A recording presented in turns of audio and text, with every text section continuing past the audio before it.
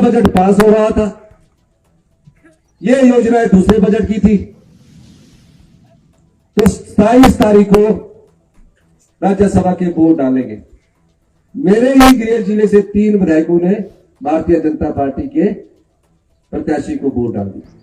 जब राज्यसभा का चुनाव होता है उसमें पार्टी का व्हिप जारी नहीं होता, लेकिन बजट सत्र चल रहा था। वोट डालने के बाद फटाफट गए वो और पंचकुला की हरियाणा गवर्नमेंट का होटल है उसमें ठहर गए। हमारे विधायकों ने उनसे संपर्क किया कि कल बजट है, आप आइए।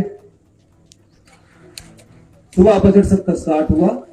एक हेलीकॉप्टर विधानसभा के ऊपर से नीचे अनाडेल पहुंचा, दूसरा विधानसभा के ऊपर से अनाडेल पहुंचा। सीआरपीएफ के पुलिस के जवान के घेरे में भारतीय जनता पार्टी के प्रदेशाध्यक्ष विधानसभा का गेट तोड़कर अंदर पहुंचे। कहा कि सरकार जा रही है। तो मैंने कहा, मेरे पास विधायक बैठे थे, तो गेट तोड़ने की क्या बात है यार, आराम से आते हैं। पुलिस और कौन, हिमाचल पुलिस क्या आपको सुरक्षा नहीं प्रदान करती? हिमाचल पुलिस ये सीआरपीएफ वालों को क्यों लेकर चले हुए? और टीवी में न्यूज चल पड़ी कि जी मुख्यमंत्री जी ने इस्तीफा दे दिया। मुझे पता ही नहीं, जयराम जी अंदर विधानसभा के सत्र में बैठे हुए बड़ी बड़ी बातें कर रहे हैं। ओ भाई, आपके मुख्यमंत्री ने तो इस्तीफा दे दिया। मैंने बजट पास करना था और हमारे बजट की मैं तैयारी कर रहा था, अधिकारी बैठक कर रहे थे। पूरे नेशनल मीडिया में चला पड़ा मुख्यमंत्री जी ने इस्तीफा दे दिया। मैंने अपने विधायक साथियों से कहा, भैया मैं क्यों इस्तीफा दूंगा? 40 साल से कांग्रेस पार्टी का झंडा उठाकर चला हूं। आप आम आदमी से निकलकर मुख्यमंत्री की कुर्सी पर पहुंचा हूं। इस लड़ाई को मैं एक योद्धा की तरह लड़ूंगा। तो जयराम जी अंदर क्या बोल रहे? अंदर जयराम जी बोल रहे, अब इस सरकार को तो भगवान भी नहीं बचा सकती। उन्होंने कोर्ट इवेंट सुना लिया।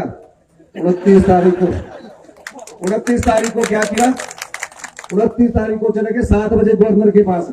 25 विधायक आपका यहाँ के बलबीर वर्मा जी भी चले गए और बोला कि जी ये जो है, ये जो 6 विधायक है इनके साथ हमारी मेजोरिटी होगी 31 और 3 जो इंडिपेंडेंट हो गए 34 में हमको शपथ दिला दो। उतने में पता लगा 29 तारीख को स्पीकर साहब ने 6 को बोला कि तुम तो डिस्क्वालीफाई हो गए। डिस्क्वालीफाई होने के बाद क्या हुआ? फिर भाग गया वो। और हरियाणा सरकार के अंडर भाई आप ना तुम विधायक रहे, अपने परिवार से मिल लो। 1 महीना से निकलकर कभी ऋषिकेश, कभी हरिद्वार पाप धोने जा रहे हैं, कभी क्या कहते ललित होटल। अब भले मानसों से ये पूछा जाना चाहिए कि 14 महीने पहले आप कांग्रेस पार्टी के हाथ के चुनाव पर चुनाव जीत कर आए, लोगों ने हाथ को वोट डाला, कांग्रेस की सरकार को वोट डाला। 14 महीने बाद आप ये राजनीतिक मंडी में जो बिके हैं वो 9 के 9 विधायक, और उन 9 विधायक जब बिक गए तब वो भारतीय जनता पार्टी के वहां चले गए, पटका डलवा लिया। पटका डलवाने के बाद टिकट भी मिल गया। आजकल वो राजनीति के दंगल में है, आजकल वो वोट मांग रहे हैं 6 विधानसभा और 4 लोकसभा में।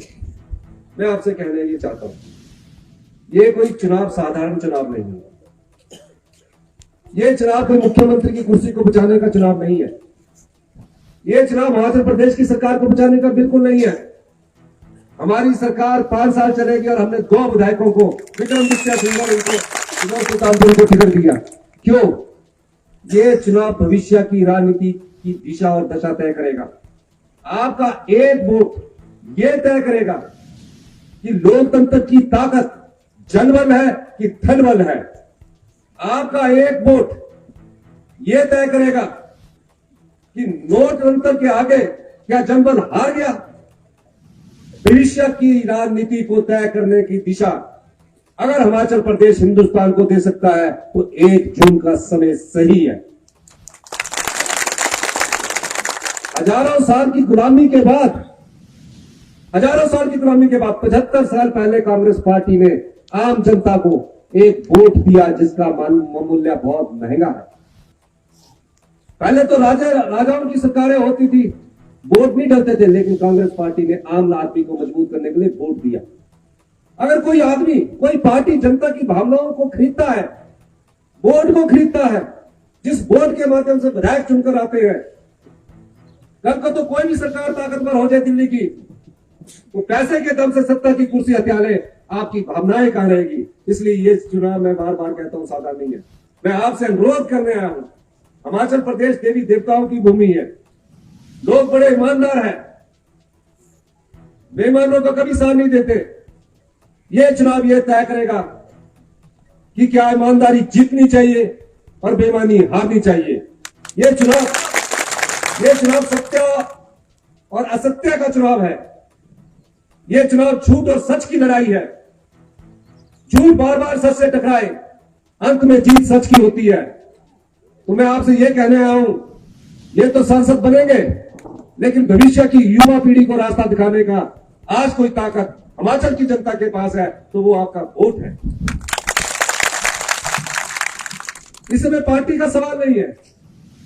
इस समय सवाल जो जनता की भावनाओं से जिस पार्टी ने खिलवाड़ किया है, जनता की भावनाओं की खरीदने की कोशिश की है, उनको सबक सिखाने का है। तो मैं आपसे कहना चाहता हूं कि क्या आप ऐसे व्यक्ति को वोट डालेंगे जो आपके वोट को खींचने के लिए, सत्ता की कुर्सी हथियाने के लिए पैसों का इस्तेमाल करता है? क्या आप ऐसे लोगों को वोट डालेंगे? दोनों हाथ खड़ा करके करिए, इधर भी पीछे नहीं खड़े हो रहे हैं। ऐसे लोगों को वोट मत डालिए। हम मुख्यमंत्री आज नहीं है, कल होंगे।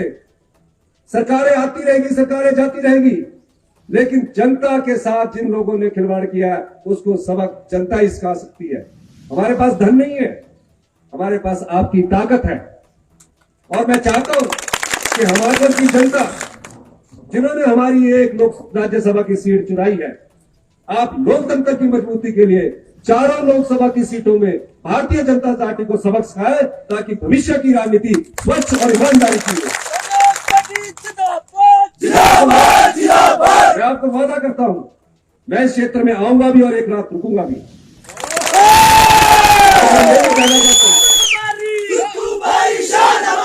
मैं ये भी कहना चाहता हूं, हम आपके बीच से उठकर आए हैं।